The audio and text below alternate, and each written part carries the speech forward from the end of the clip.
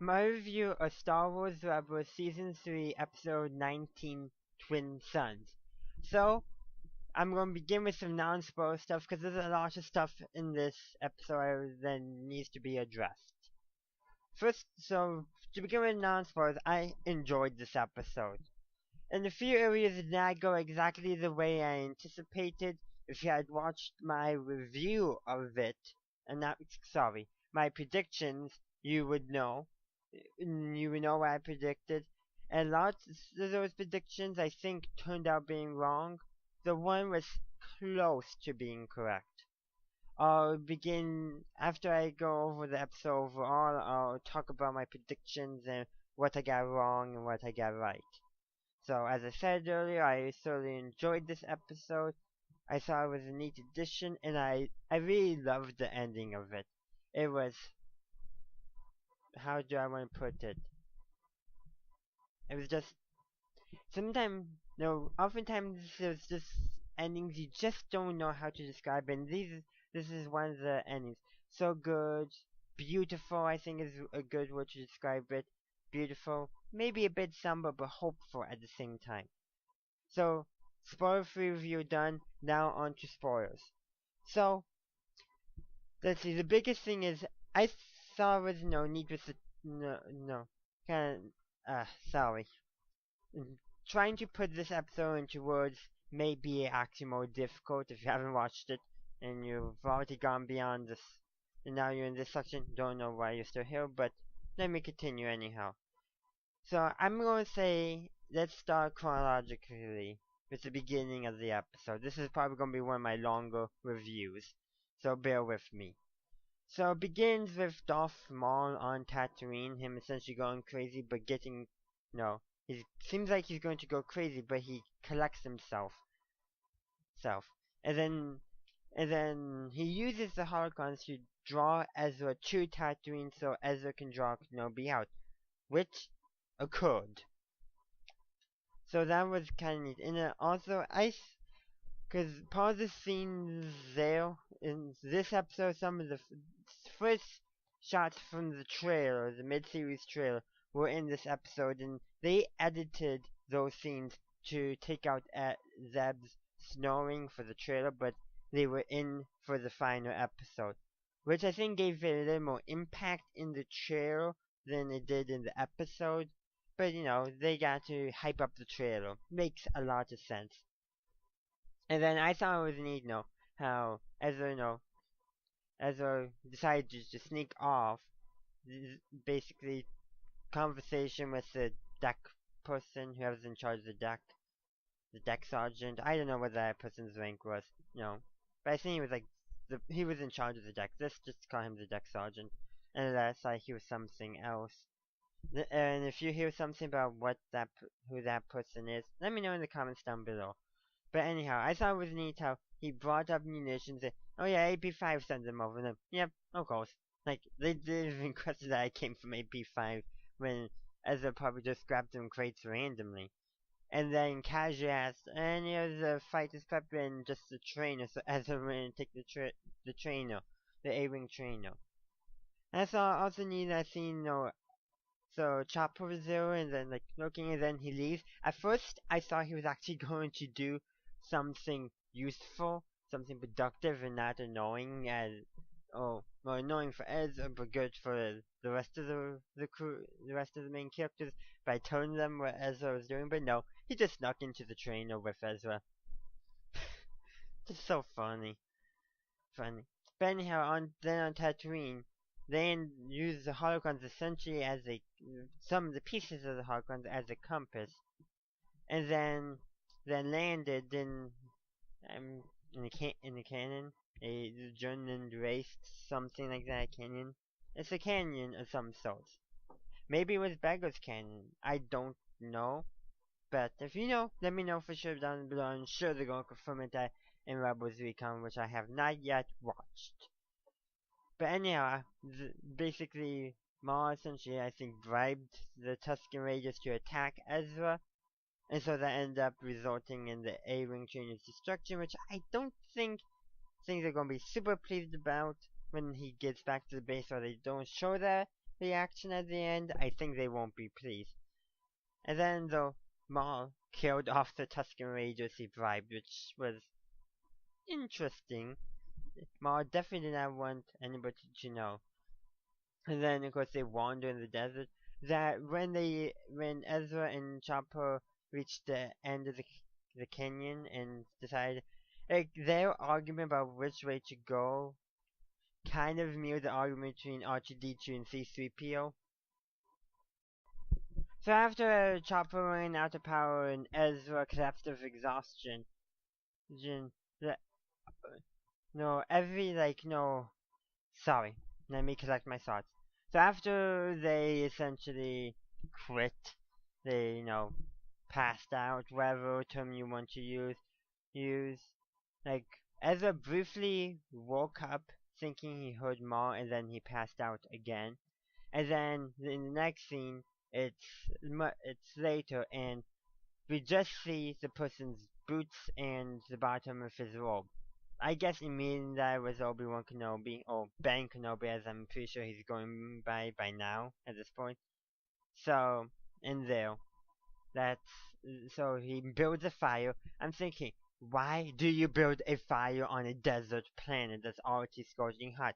Unless Tatooine has super cold nights, which is possible because deserts are just, and at least on Earth, a desert is just a place that receives it's a certain amount of rainfall or less. So basically, it's like point 0.1. It's like a quarter, less than a quarter of an inch of rainfall a year, something like that. So you can have cold and hot deserts. But anyhow, back to the Star Wars universe, back to the episode.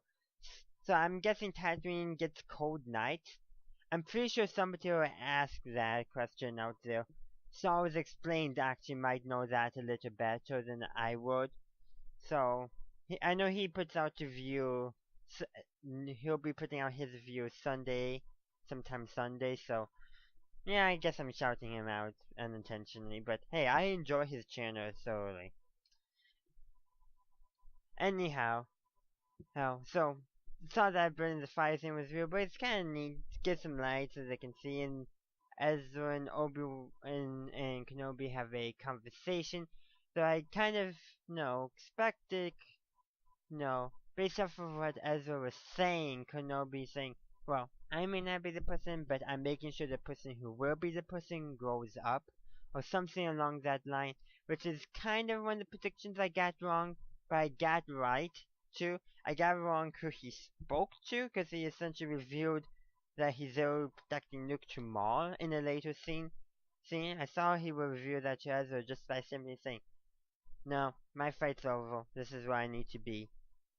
So, yeah, I thought Obi-Wan Kenobi would reveal something about Luke to Ezra, maybe not by name, but saying, someday, someday a New Hope will come, or something along that line, but, no, he kept it vague, saying, like, yeah, you're all that you need. Doesn't mention Luke at all. But then, when Maul comes, he sends Ezra on the way. I half expected Ezra to come back, but he doesn't. Respecting his elders. And he probably got a very important lesson too. About the Force in that respect, or at least, or trusting elders. Something. I feel like Ezra definitely got an important lesson out of it. Trusting himself, trusting his friends. I think, knowing that him and his friends are all that he needs. He does not need to go out searching for more people, for things that may not be. I think that's a lesson that Ezra learned in here. But after that, as Obi-Wan Kenobi, or should I call him Ben Kenobi at this point, and Maul, face off, and the music is suspenseful. I was expecting, like a blaster bolt or something in the background instead to break that tension, but instead it was Maul yelling. I half expected action, and I somewhat expected for there to be, so half expected the Jawa to come up and fire the whatever thing and shock Maul's legs and Maul falls that way. I was half expecting that to happen. I'm glad it didn't happen, but the way it was building up. But I was amazed how quick that lightsaber, like, it was like, 1, 2, 3, cut! And Obi-Wan won. It was like, was Maul that? Was, what popped in my head, was that short? Was Maul really that slow? Was he not really motivated to actually fight? Or was Obi-Wan Kenobi that good of a defense? And this is gonna bring up, for such a short fight, that Obi-Wan so quickly won, was Maul not even bothering to put up a fight, or what? I'm almost thinking Maul not, because Obi-Wan was good, has a very good defensive form. So I'm always thinking Maul put up a very weak fight, in my opinion. He purposely did, like, he really did not want to win. As strange as that sounds, but based off of what Maul said, like, no, Maul isn't like, you're here, you have a purpose, or you're protecting something. Then he went and realized you're protecting someone. And then, right after Obi-Wan struck the killing blow, which I don't think he necessarily intended to do either. I think Maul really was just being so, was just not putting his full effort into it, like just wanting it to end, that he was, like, yeah, I'm just going to make sure, like, I'm not going to block an easy blow. I'm block maybe 1, 2, but I won't block the blow that would kill me, but I could block, I just won't. I feel like Maul was purposely being weak in here, that he actually wanted it to end. He wanted it to end. And because we play that over and over again if I want to, but I'm not. But I really do think that Obi-Wan's good defense, and Maul was just being weak. He was essentially surrendering. Like, somehow, for some reason, I feel like he knew that it would be better for him, for the Empire to be defeated, for him to go. Which sounds weird, because he could really take on the Empire, especially Darth Vader, but he doesn't. He lets Obi-Wan kill him pretty quickly. It was almost too quick for a regular it was too quick. So quick that he, as I said earlier, Maul was not fighting to win. He was fighting to lose. Which kind of, cause, which brought him when Maul realized, Maul was like, you're here for a purpose. You're here protecting something. You're here protecting someone. He loses the fight, and before he dies, he asks Obi-Wan, is it the chosen one? And from memory serves me, Obi-Wan said yes. So, literally, I think Maul wanted to lose so he wouldn't be there. So, he wouldn't be interference or something. Like, he knew what was the best thing to do. He was actually serving the greater good of the galaxy. So, and I'm also pretty sure Obi-Wan gave Maul a respectable burial, even though they didn't show it. I just feel like he did. So, and also this is actually the first time where Luke is called the Chosen One, which I actually had thought that it's not Anakin, it's probably Luke is the Chosen One, for a couple of reasons, which I'm actually going to create a video about it. Maybe I'll have it's probably going to be my video for April 1st. And it won't be an April Fool's video. May do one anyhow that day, but anyhow. Now, I'm thinking I might create a video on that, but this is definitely one of the first times I've heard Luke being referred to as the Chosen One, which I suspect he actually might truly be the Chosen One. So, kind of interesting there. There. But anyhow, and then of course, Ezra and Chopper uses Maul's fighter to get back to the rebel base on Attilan, Chopper base. So that was neat. So they lose an A-wing trainer, but they gained a Mandalorian style ship. Okay, good to know. And then later on, and then the scene cuts back to Tatooine, and Obi-Wan's approaching the Lars homestead, but he's far away. And then basically Luke's Emperor calls out to him, and I think it sounded exactly like she did in A New Hope. I may be wrong on that. You can check Wikipedia, it'll have that on there for sure, and probably also IMDb, the Internet Movie Database. it'll probably have that on there too. But anyhow, now and then the music, Binary Sunsets, also known as the Force theme. And I feel like even though you couldn't, it was pretty far back. I have a feeling Luke was striking a pose similar to when Binary Sunsets played in A New Hope. As in the credits, instead of the normal Rebels music, it was Binary Sunsets. It was what? No, basically it was John Williams' original score. Maybe a re-recording of it will make some sense.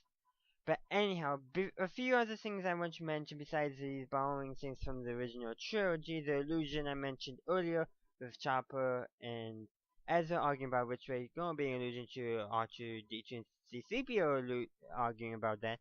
But also the last theme was an allusion to a theme from A New Hope, the Binary Sunset. And almost now makes me, was everyone watching Luke during Binary Sunsets? I feel like he could have been, but I don't think so. But that would have been neat if it was.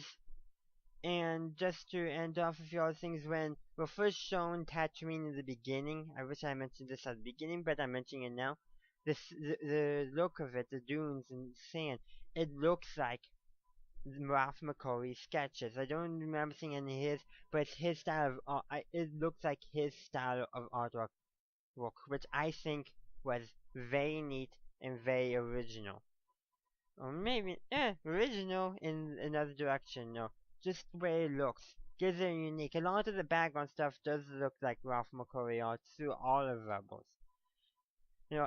I bet all the Star Wars YouTubers, which I am somewhat now too, would say this is one of their favorite episodes. I have a feeling a lot of people gripe about the shortness of Maul and Ezra's lightsaber duel not Maul and Obi-Wan's lightsaber duel, but I think it was purposely short because I don't think, as I said earlier, I don't think Maul wanted to win against Kenobi. I'm going to leave you at that. Thanks for watching. If you enjoyed this video, please leave a like and comment down below. Subscribe to my channel for future content. Check out my other channels, Johnson Berry, the Art and History channel, and John Berry Gaming.